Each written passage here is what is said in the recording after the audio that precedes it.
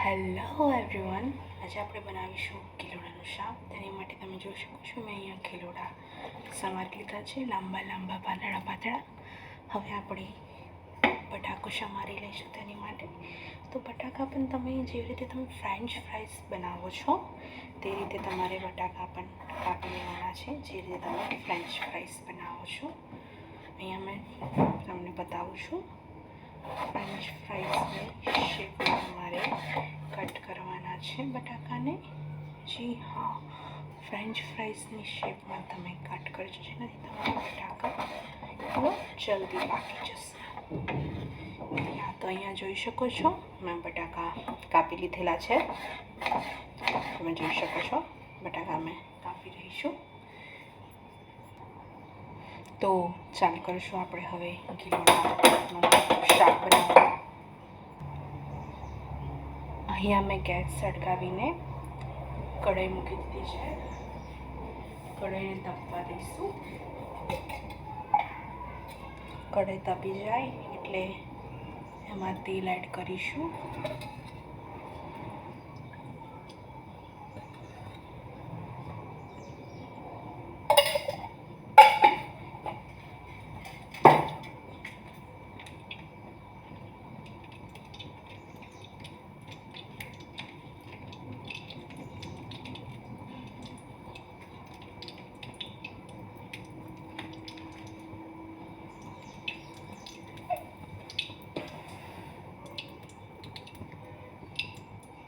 તેલ ગરમ થઈ જાય પછી આપણે એની અંદર એડ કરીશું આદુ અને લસણની પેસ્ટ.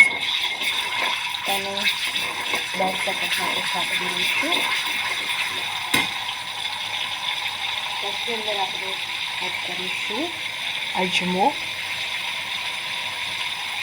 અજમાને પણ 2-3 સેકન્ડ સાંતળી લઈશું. ગેસની ફ્લેમ ધીમી કરી દઈશું. ગેસની ફ્લેમ ધીરી થઈ જાય પછી આપણે અંદર એડ કરીશું મસાલા. મસાલામાં તમે જેટલું તીખું ખાતા હોય તેટલું મરચું એડ કરજો. અમે થોડું સ્પાઇસી ખાઈએ છીએ, એના માટે મેં 3 ચમચી હળદર, ગરમ મસાલો અને ધાણા પાવડર, ધાણા જીરું પાવડર મિક્સ કરી દઈશું. એને પણ 2 થી 3 સેકન્ડ આપણે ચડવા દઈશું મસાલાને, જેનાથી કાચો ટેસ્ટ ના આવે શાકમાં. મેં અહીંયા 250 ગ્રામ ગીલોડા કે ટીંડોળા લીધા છે. તેમાં મેં એક બટાકો આવી રીતે ચિપ્સ કરીને એડ કર્યો છે. તે એડ કરી દઈશું.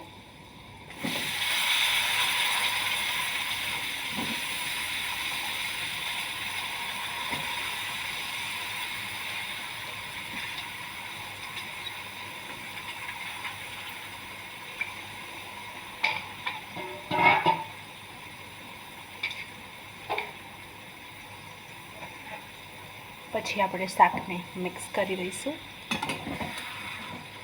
સારી રીતે, જેથી મસાલો નીચે બેઠો ના રહે અને આખા શાકમાં આપણો ભળી જાય. તમે જોઈ શકો છો શાકનો કલર કેટલો સરસ આવ્યો છે. એકદમ લાલ ચટપટો કલર. આમાં કોઈ ફૂડ કલર મેં એડ નથી કર્યું. મરચું અમે મંગાવીએ છીએ કાઠિયાવાડથી, જે એકદમ ઓરિજિનલ હોય છે. બહુ સ્પાઇસી નથી હોતું, મીડિયમ જ હોય છે. જોઈ શકો છો આપણા શાકનો કલર કેટલો સરસ આવ્યો છે. પછી આપણે એડ કરીશું એમાં સ્વાદ પ્રમાણે મીઠું. ન કમ ન ज़्यादा, और इसमें नमक आप कम ही डालिएगा, क्योंकि આ શાક એવું છે કે જે ઓસાઈ જાય છે, એટલે આનું અડધું પણ થઈ જાય શાક હોય છે. સારી રીતે મિક્સ કરી દઈશું. તમે જોઈ શકો છો શાકની રંગત કેટલી સરસ આવી છે.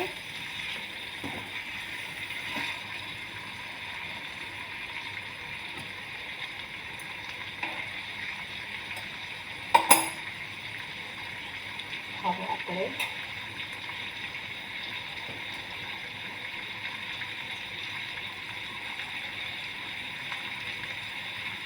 શાકને 2 થી 3 મિનિટ ચડવા દેજો. આવી જ રીતે શાક 2 થી 3 મિનિટ ચડી જાય પછી આપણે એની પર પાણી છલકાવીશું. જસ્ટ લિટલ બીટ જેટલું પાણી છલકવાનું, જેથી શાક આપણી ચોટેલા.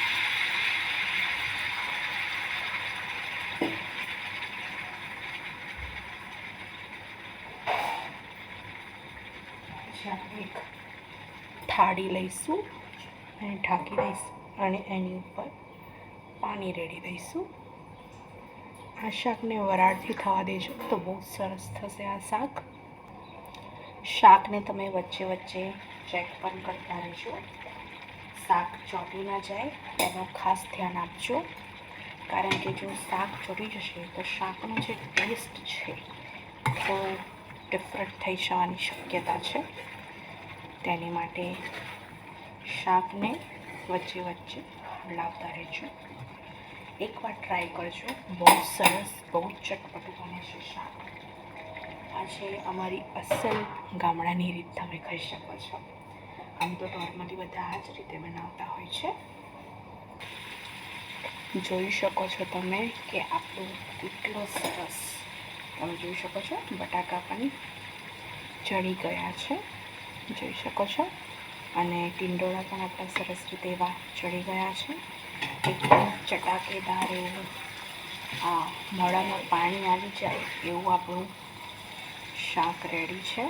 તમે જોઈ શકો છો એકદમ લાલ લાલ ચટક જેવું આપણું ટીંડોળા બટાકા કે ગિલોડા બટાકા તમે કહી શકો છો, એનું શાક આપણું રેડી છે. આવા જ વિડીયો જોવા માટે મારી ચેનલને તમે સબસ્ક્રાઈબ કરી લેજો. જોઈ શકો છો આપણું આ શાક કેટલું જોરદાર એવું આમ ટેમ્પટિંગ દેખાઈ રહ્યું છે.